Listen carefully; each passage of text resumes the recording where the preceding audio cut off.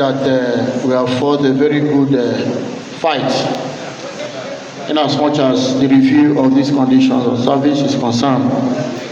And by God's grace, we are winning that fight or the struggle. So far, so good. The condition of service have not been approved for now. But I want to inform you, and you are aware, at the JAC level, we informed you of how far we have gone with the conditions of service. The memo we wrote to council chairman that invoked a directive for management to make available copies of the reviewed condition of service to the unions to make sure that what they presented was really captured. That memo really did wonders. And I must be frank with you, the review draft was released to us, and we took our time to go through it. In struggles like this, it's not easy for you to get everything you are fighting for. The reason is what I don't know, but that is how it has been. Even at the local level here with the management, at the national level with the federal government, that is how it has been.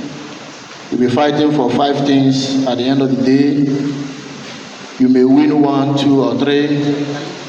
Then the opposition, our oppressors, will always hold 1 or 2. And that is why in unionism we say aluta continua, alota eke, then an alopanaga. So that is it. The reviewed condition of service draft, we took our time to go through it.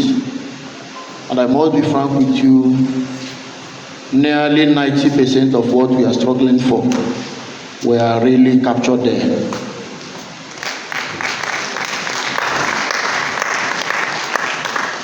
Almost 90% of what we are struggling for were really there. For sure, we are not resting on our oars. We'll continue to fight, even though that some of them are so peculiar to some institutions that are taking those areas we are fighting for. They are so peculiar to them. There have never been federal government circulars, civil service circulars. There have never been circulars directly from federal government to that effect. That is why we are finding it difficult to break through in some of these ones, especially moving from 12 to 13 for every member of staff. We are still working on that, and I believe that by the time council grants us the memo, we wrote a memo to council requesting an audience with them. If that is granted, then some of these ones that are still hanging will defend whatever we have presented before council.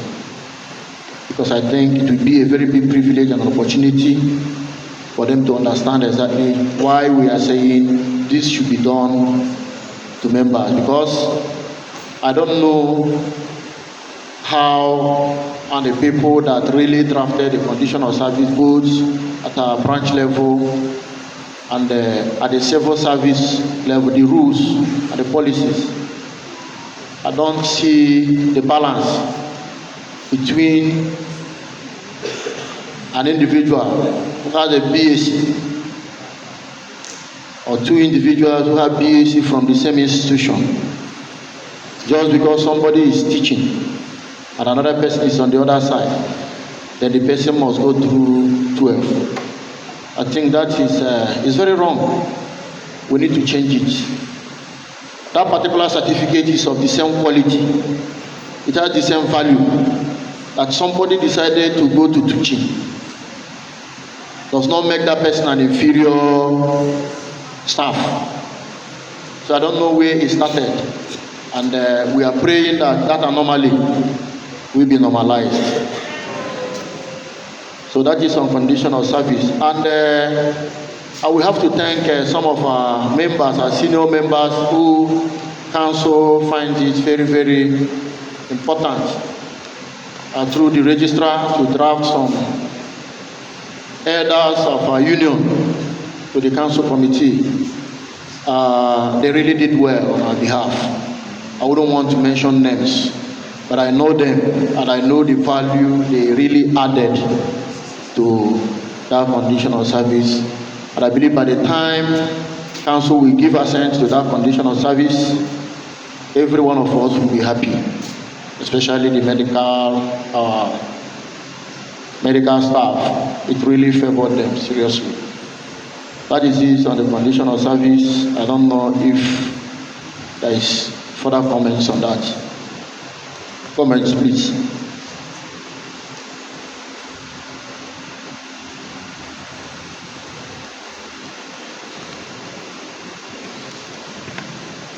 If there are no comments, if there are no questions, I will appeal that we get to be aspect of that matters arising.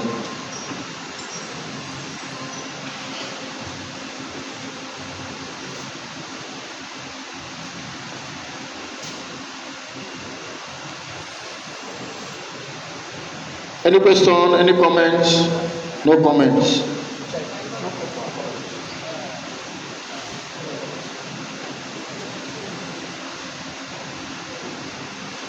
Recall that sometime last year, from the minutes we have read, council constituted a council committee on the issue of tax liability that has lingered between the management and staff of this institution and the Abia State tax authorities. Council, in their wisdom, on 20th, and that should be on 20th of December 2024, invited us to a meeting. All the union leaders and management, we met, which has been what we have been demanding from management to do, so that we can come to a round table and take these discussions face to face and squarely. Council, in their wisdom, did that. And that step really produced the expected result. After a series of interrogations, council decided to constitute a council committee with several terms of reference to the committee. That committee constituted, involved the secretary and the chairman and secretary of all the unions on campus. That committee sat severally and diligently performed that task. At the end of the day, the committee came up with a report, and that report favored our staff, which was what we have been clamoring for. One of the major contents of that report is that the committee was really querying whose responsibility is it to compute the right taxes from staff, deduct and remit to the relevant authorities. That is a very big question mark. Whose responsibility is it to compute rightfully and deduct and also remit as at when due to the relevant authorities? This particular question took us back to Abia State tax agencies. There we met their director, and after several queries, he was able to agree with us, was able to accept that legally it is the management that should compute taxes of staff and deduct from SOX and remit to the relevant authorities as at when due. And that is where the case of tax closed, in as much as the union is concerned. What we have been struggling with is one, management has accused, I'm saying accused us, because each and every one of us, right from this period we are talking about, taxes have been deducted from us. And from the evidence we have before us at that committee level, taxes were deducted from staff as at when due, but they were never remitted as at when due. And when you deduct taxes and you never remitted them, there is penalty there, and there is what's it called? You pay penalties for them. So while these accumulated, deducted and unremitted were accumulating, they were generating and accumulating also interest. This award was computed, and the burden was being leveled on the staff, which we resisted seriously. But it's not our fault that management failed to deduct what according to them is right. And it's not also the fault of the staff to remit as and when due, because these taxes, even if you under deducted, they have been remitted, they have been deducted as and when due. If you have deducted half, why didn't you remit half you deducted? Why did you allow it to stay with you and accumulated interest and penalties also? So as it stands now, the report of the committee is that staff should not be burdened with that. The management should source for money and pay that tax. That is the report of the committee. And also, the committee is insisted that February and March deduction should also be refunded to staff, because whatever happened here was never the fault of our members. Greatest Sanu. So that's it for the council committee. Any question, any reactions?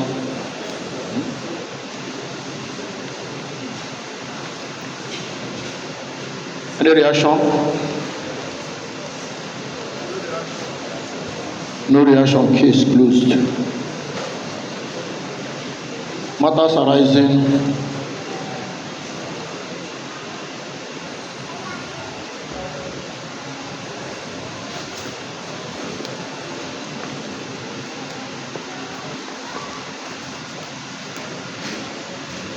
fourth tranche of end allowances.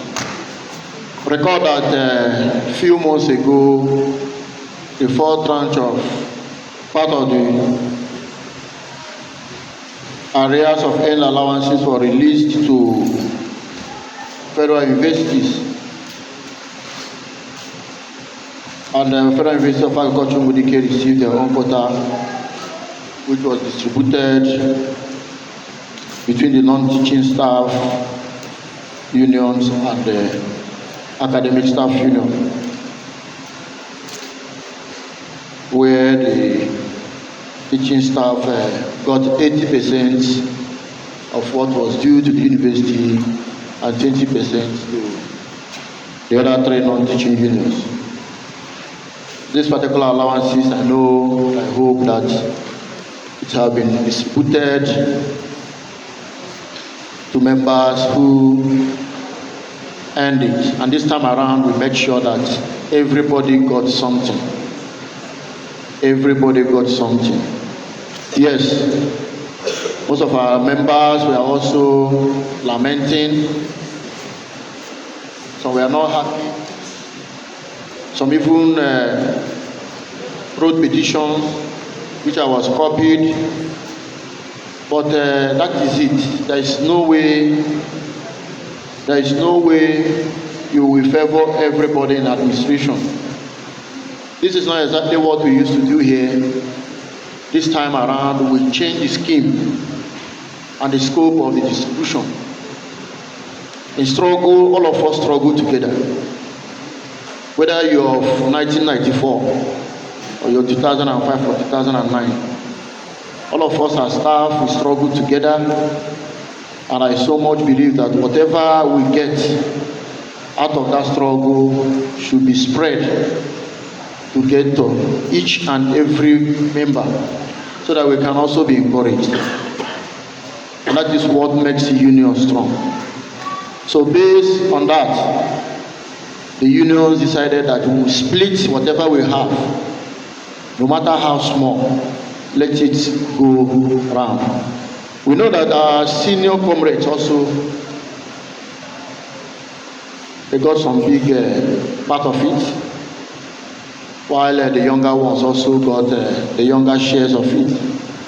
So please, I still want to appeal to us that whenever any other tranche of end allowances will be received, we will also try to do this same line to make sure that each and every staff received something. We did a good job this time, but if you go to bursary or the payroll, at the press of a button, you will know exactly how much you have received since the issue of end allowances started, how much you are being owed. That's how much you are supposed to earn, how much you have been paid, and how much you are being owed. These are three figures that we give you at the press of one button. So it's better than what we used to do before, where you don't know how much you are being owed, how much you have received, and how much you are supposed to have received. So I think we did better this time around. That's it on end allowances that has come and gone, and we are seriously hoping that another tranche will soon visit us, because our national leaders are not resting on their oars. As it stands, our national leaders have made it clear to the federal government that we fought for the 50 billion naira, and our own 50 billion naira should be extended to us. Whatever we received from the last one was never our share. So we're expecting another batch of that 50 billion naira, which will only come to the non-teaching unions. Thank you. Don't know if there are any comments. The House is being so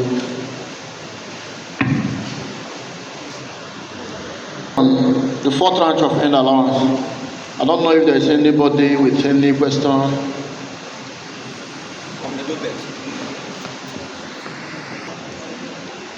Chairman and everyone gathered here, I said I'm really sorry for coming late, but due to the ongoing community board meeting at the postgraduate school, I'm prepared.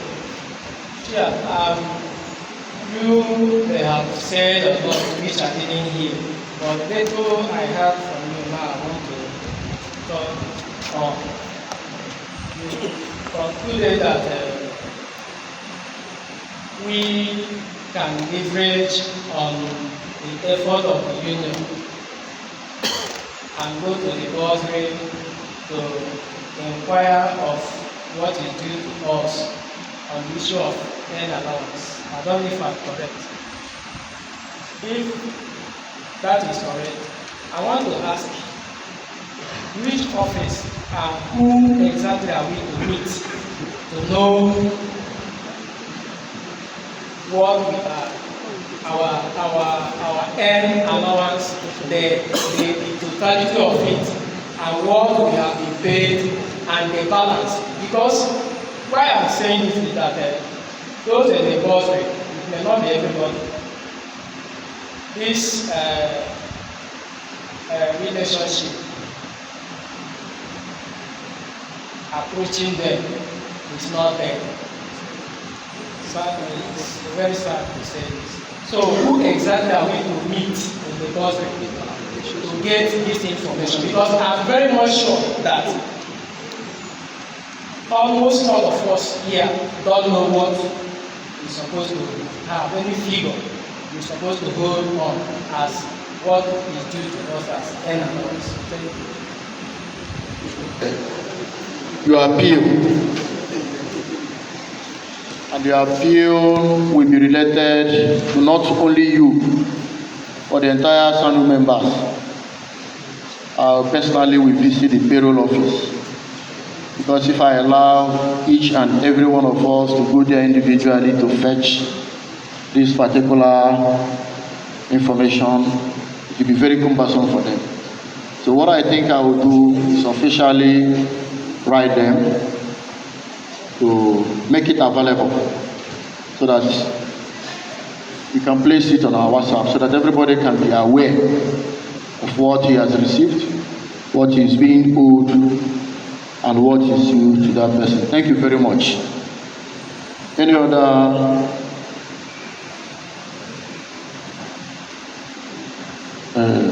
Good day, everyone. Good day, Mr. Chairman. My name is Mihaka, Comrade Mihaka.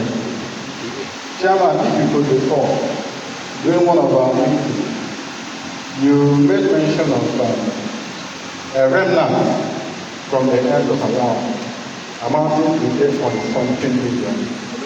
I want to know if it was part of what was paid or it still being owed. Thank you. Greater SANU, my good comrade, this I think your question will continue to remind us of what you have been struggling for. I thank God we have in our midst the former chairman of SANU, from Ken Njoku. I think this started with his administration. Is aware of this. When this issue of 8.something million came up was during the tenure of late Professor Tunta, and when the former boss, I think Mr. J.O. Carlo was the boss. The union at that time did everything we could to make sure that this money was transferred to the unions. Because our argument was that this money, the end allowance, was never meant for management. This money was for the unions. It's not for management. It only came to the unions through management. So if management has finished whatever they want to do with the money, they should account accurately to the unions, which up to now management have not accounted. And after that administration, Jack also kept on with that struggle. And I must inform you, we are still on it. Up to now, the 8.something million is still outstanding. It's unaccounted for by this particular management. The management of Michael Okpa Innovation Park have not accounted for that 8.something million. And we have been writing and referencing our meeting, Jack meeting with council on 28th of December, Saturday 28th of December 2021. We have been referencing that meeting extract, which directed management to release that money to the unions. And up to now, tax directive have not been implemented. Thank you. The agenda 8D, which is correspondence. Greater SANU. Greater SANU. Within this period, within our last meeting, we have written a lot of memo to management on various issues concerning our members, and some of them have started yielding positive results. I think before I have the one I have here, before I read the one I have here, want to inform us that if you had the privilege of being at the last family meeting called by the Vice Chancellor somewhere at the new building of Sambisa, I raised the issue of our members and principal officers' office who were not being paid what is due to them, the allowances that they are supposed to be receiving for being and working in those offices. I raised it with the Vice Chancellor because for over 3-4 years they have not been receiving it. After mentioning it there, I also raised a very serious memo on that. And by God's grace, sometime last month, the management released a memo that directed anybody that is being owed to indicate that. And I hope we met and we saw that memo and we did the needful. I'm following it up, and I know if they have not started paying, in less than no time, they will start paying. Especially, we can get information from people, from our members in the offices of the Vice Chancellor, the DVCs, the registrar, the bursars, and all of them. Have they started paying us? Because I'm not part of you. If you are paid, I will not know. It's only when you inform me. Have they started paying? Don't we have our members from those offices here? Ojoka, do you know?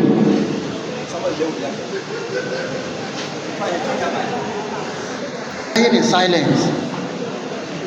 And one thing I want to promise us is that if you die today, you are not going to die tomorrow. If you talk, you will die. If you don't talk, you will still die. So it's better you speak.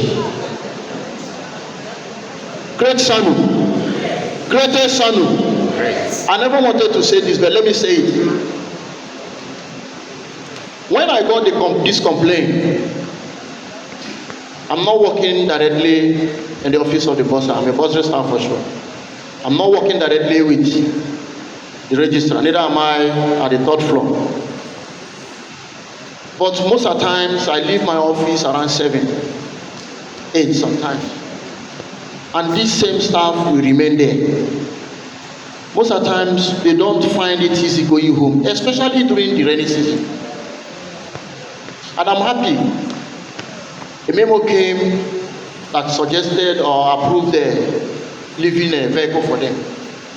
It's still part of our struggles. They are yielding results. You can't be working, and when you go to the condition of service, all these allowances were spelled out. And management are aware. The office of the registrar is aware. The office of the vice chancellor is aware. The office of the bursar is aware. And why we are not paying this is what I don't know. There can never be paucity of fund for eternity. And these people are there working. Most of the women are having problems with their husbands. I must be frank. Because if you have a husband that don't understand, you can't be a wife and you are in the office by 9. If you come back, you tell that man that story and he will understand you. Hook, line, and sinker. It's not easy. For our female staffs in those offices, we don't know what they are passing through. And we need to appreciate them. Management needs to appreciate them. Because diligently they are doing their job. However, these our members have kept on dying in silence until I got the report. I told them to write. Because I can't go and just complain of what I don't know much about. It took them time to summon the courage to write anonymously. Nobody was ready to put his or her name. I said, okay, go and write anonymously. At least they put something on paper. Then I used it and drew my own memo to the Vice Chancellor. And now, thank God, somebody have confirmed that they have started receiving that allowance. So if you don't talk, if you don't speak out, nobody will hear you. If you don't speak out, nobody will hear you.